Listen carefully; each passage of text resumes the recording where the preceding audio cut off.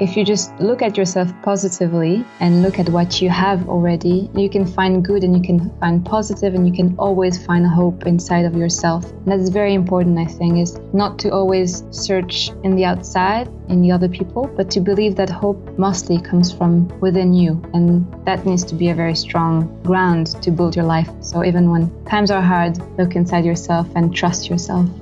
Nora Jaccaud, I share hope. Welcome to I Share Hope, the podcast where world leaders share their real stories of hope and how you can use actionable hope to start changing your life today. And now, here's your host, Chris Williams. Hello, Nora. Are you there? Oh, hi. I can hear you. Okay, great. Sorry for this little technical problem. Yeah, you'd think between the two of us, we should be able to figure out a few microphones, right? Yes, exactly.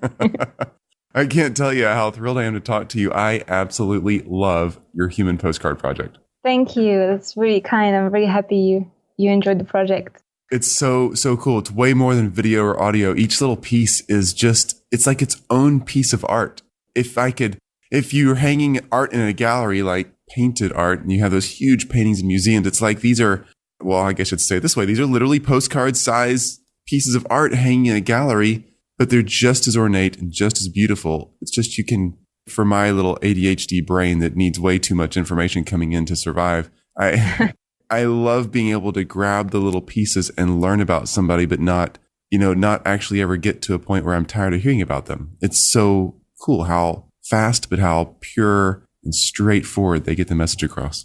Thank you. Yeah, I don't really try to make any art form out of it. It's really purely the person. And we're just grabbing the person in a moment of his or her life. And that's it. It's really the people we meet. And we really believe that everyone is a little piece of art in itself.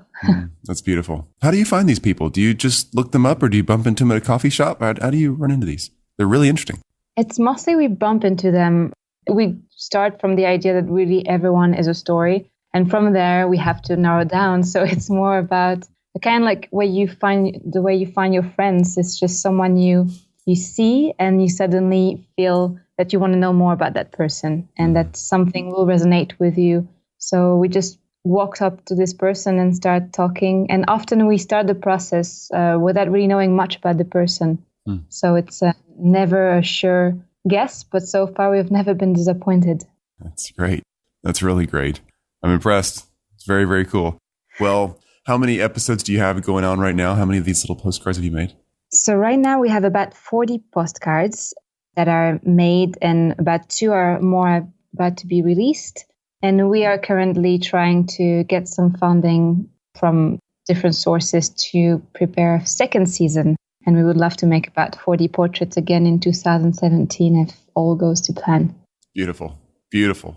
Well, we will point people in the right direction on our podcast and on our YouTube channel and website, isharehope.com. If you're listening in and don't have something to write on, you can look for Nora's name there and we'll make sure the links to Human Postcard and all these things are right there so you can find it. So, Nora, can I ask you our 5 questions that we're asking 1,000 people from around the world about hope? Yes, very excited to answer to them. I'm super excited that you're one of our guests. As you know, we're bringing 1,000 people who are leading in their community, whatever their community on the globe is, leading their community in a hopeful way. And you are definitely doing that. So here's these questions. You answer them your way. There's no right or wrong answer here. This is about you, not me or any other guest. And we just would love to hear what goes on in your head and your heart about this subject. So Question 1, what is your favorite quote or your favorite definition about hope? Well, honestly, it's a very hard question because I don't know if anyone can really define quote. It's such a personal idea. We can have each of us differently on the subject. But I guess for me, the quotes I find are in the people I met and I had the chance to interview. And every interview I have with Human Postcards, there's a little bit of hope in it because I always ask about difficult times people went through. And of course, how those challenges made them stronger and how they made it through them and what is their hope. So every person I meet is my little special source of hope. And I guess the strongest one that comes up to my mind right now would be Jake, who is this triple amputee we met in New Zealand. And first of all, when we saw him, we didn't even realize he was missing limbs. He was such a power of nature, laughing so hard and loudly that anyone who would hear him would just want to know him and be friends with him. And as I turned around and started to be attracted by him, I noticed only after that he was missing 2 legs. And then I saw that he was missing even 1 arm. And I had the need to go and talk to him about his journey and know more about how he finds this energy to be so alive and so happy, although he must have gone through a very hard challenge. And this is exactly what this interview was for me. It was mind-blowing to see someone who went through such a loss, also almost died, of course, in the process of being frozen in Greenland, and yet tells us a very simple message that the most important thing is to try, because trying is the first step towards the future, and it's hope, I guess. Beautiful. That's a great way to express that. All right. So in your life, who has shared the most hope with you? So obviously you have some phenomenal stories pouring into your life right now. But as you were growing up and even in recent years, who's shared the most hope with you? Is there a single person out there? I guess it's nice and simple for me to go to the origins of my origins, and it would be then my parents, because I grew up in a very special house, which is a home that welcomes artists and writers and thinkers from all around the world, and gives them a place to stay and feed them and give them a place to think and exchange. And I grew up in this special house that is a residency for artists and writers that my parents created. And to grow up in this place really gave me the feeling that hope and beauty and love is in everyone if you just open your doors and you just welcome the unknown and those people that might be just a passing by your life, but they can bring something to you. They can bring a little seed of knowledge. They can bring a little bit of wisdom. They can just bring love and attention, and you can give this back to them. So to grow up in this house that is just this platform of interesting people passing by, meeting, discussing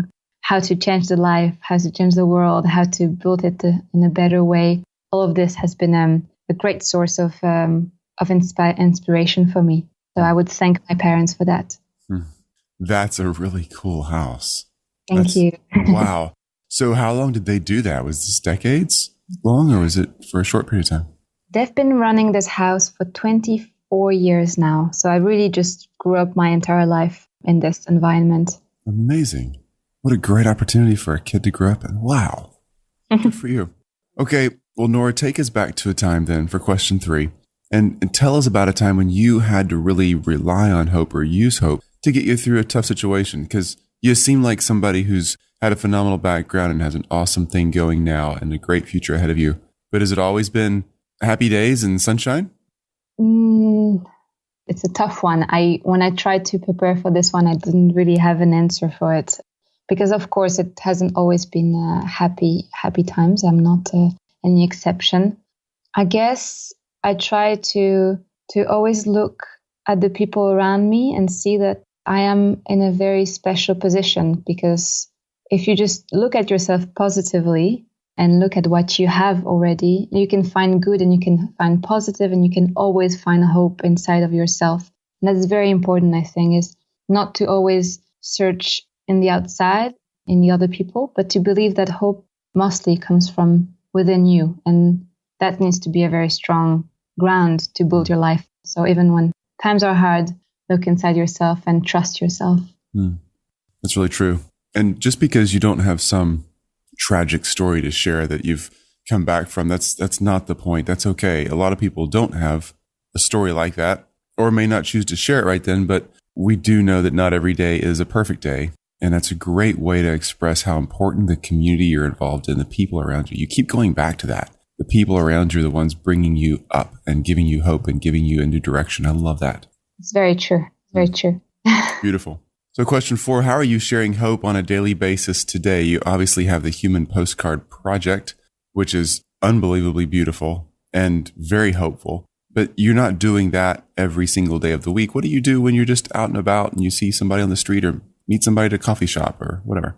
Mostly I share hope by being interested in people. So it's it can be a simple smile and asking with an intention of getting an answer how the person is feeling. I love also to compliment people. I find it such an easy and a lovely way to live your life in the everyday life. Just the person who works in a shop and is serving you, someone you see on the street, just to tell them something about their smile, something about the way they behave, something you notice, something very particular, but just to show the other person that you see them and that you see them in their uniqueness and that you acknowledge their presence on this planet with you and you're interested. And it's a very easy thing to do every day. And if I don't do it every day, I feel something is a bit missing. It's almost like not being grateful enough to be where you are.